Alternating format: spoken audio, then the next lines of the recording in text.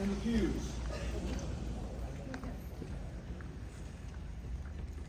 To Elwin, Erica, and Jason, thank you for giving me the chance to say a few words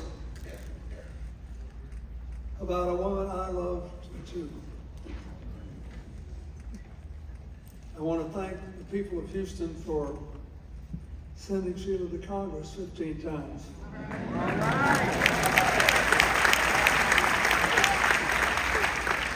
And for giving her something a lot of members often don't have, the space and support, not only to take care of her district, but to lead on national and global issues. Not every district will do that, but hers did, and God bless you all for doing that.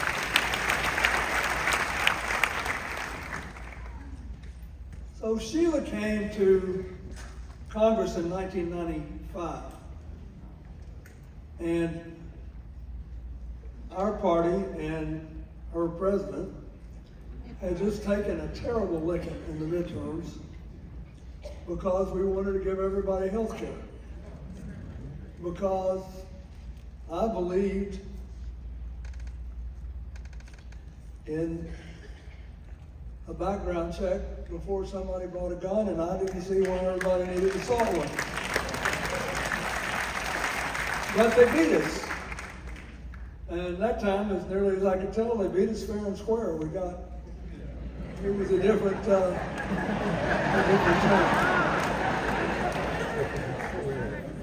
And there she was, all dressed up and ready to roll, and determined that we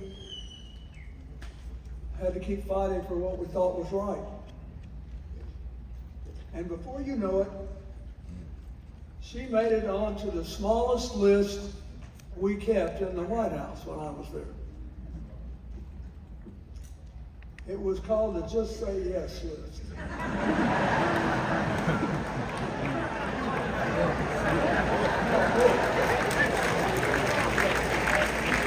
And the first three members I remember being on it were future Speaker Nancy Pelosi, Ted Kennedy, who so helped me, brought a list into every meeting I ever had with him. We could have been talking about, the Middle East. He wanted to know where the sewer money was for some place in Massachusetts. And Barbara Mikulski from Maryland, who was under 5 feet tall and was the champion boxer in terms of getting what she wanted. So pretty soon, Sheila made the list. She was the only freshman on the list, and the Just Say list meant this: whatever it is they want, sooner or later you're going to do it. So you might as well save the taxpayers the time and money of hassling them over it. It was almost like a tiger had gotten control of your calf. You'd look down and you'd see this huge creature just eating in your leg. And finally you realized you'd be free if you just took a deep breath and gave in. Whatever she wanted was always good. It was good for somebody. It was trying to help somebody. It was, I thought it was great.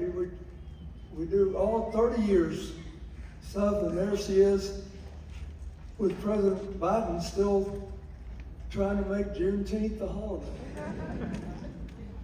Something especially important to Texans, as we all know. And through all those years, she did her job, and in the process became a real friend to Hillary and me. You just heard what Hillary said. I remember when they were trying to run me out of town, Sheila Jackson Lee basically said, "Oh, I like my president all right, but I really love the Constitution, and I don't think I'm going to give it to you." And she was just amazing.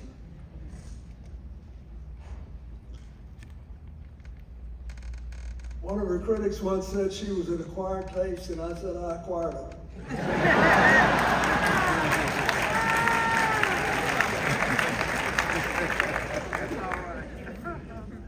Look, you know, last time I checked, none of us were perfect.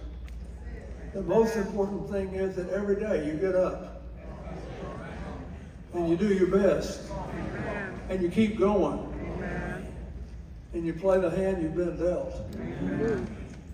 The last time we talked, not long before she passed,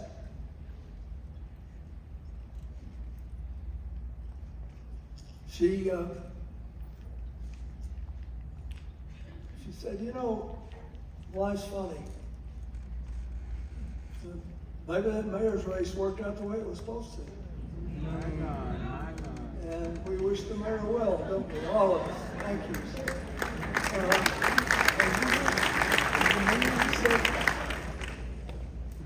Things happen. You don't think they're going to happen. You don't know what they mean. All you can do is get up every day and play the hand you've got.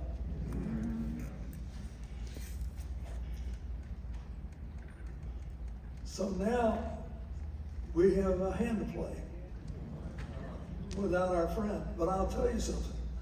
If you were a person of faith, and you ever met Sheila Jackson Lee, you know she is in there preparing her scorecard. And pretty soon she'll be hovering over us. Keeping score. Did we make the most of this day? Do we still believe this is a country of we the people, charged with forming a more perfect human?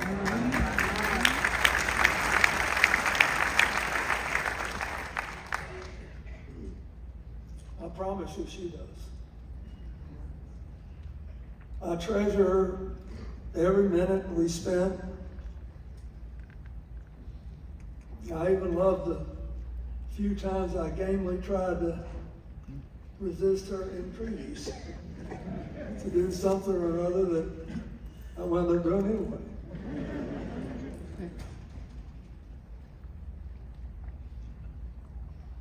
I remember after 5 minutes talking to Sheila Jackson Lee, I realized that the thing I worried most about, which is that she would somehow suffer for taking Barbara Jordan's seat,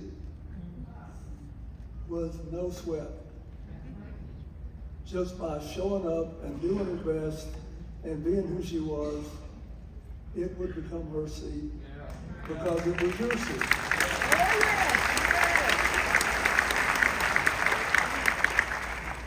And for 30 years, through sunshine and storm,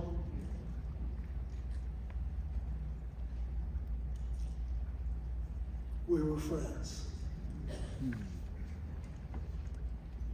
If you're lucky enough to live a long life, I was thinking about that. I was sitting there holding Jesse's hand and I thought, Hillary once had to throw him out of the Arkansas governor's mansion because we were celebrating the 20th anniversary or maybe it was the 30th anniversary of the Little Rock Central High School. And Jesse wouldn't go home and I wouldn't show up. A lot of us have a long history together. But we were all lucky to live at this time.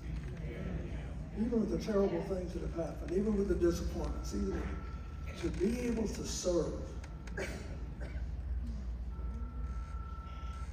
to stand up for what you believe in, to keep pushing ahead, to keep trying to make our union more perfect. It is a gift. Don't you wish that gift could be returned to the people of Ukraine today. I mean, think about this. All over the world, there are people who have little daughters that may not ever get to be Sheila Jackson Lee, may not ever get to go to college or become lawyers or do things to help other people. There's plenty to be done.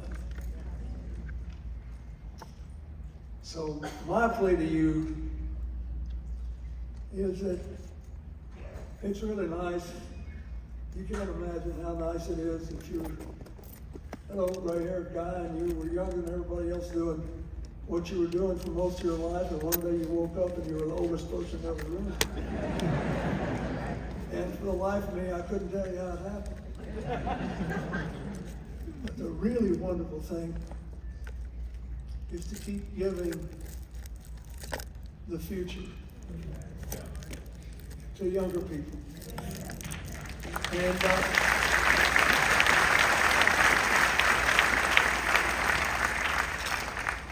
she wanted to do that. And as Hillary said, she got a sorority mate that's fixing to do it, I think, in November. And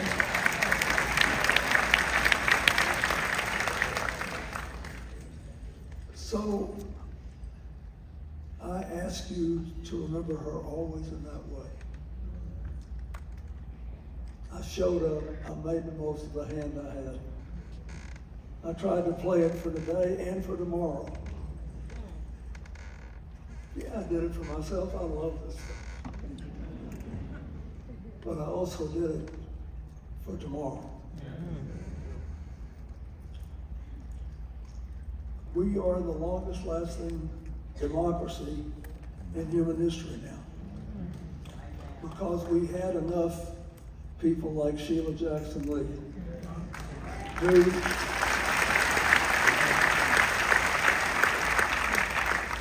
who loved politics, liked to play the game, loved winning, hated losing. But we're in it for tomorrow.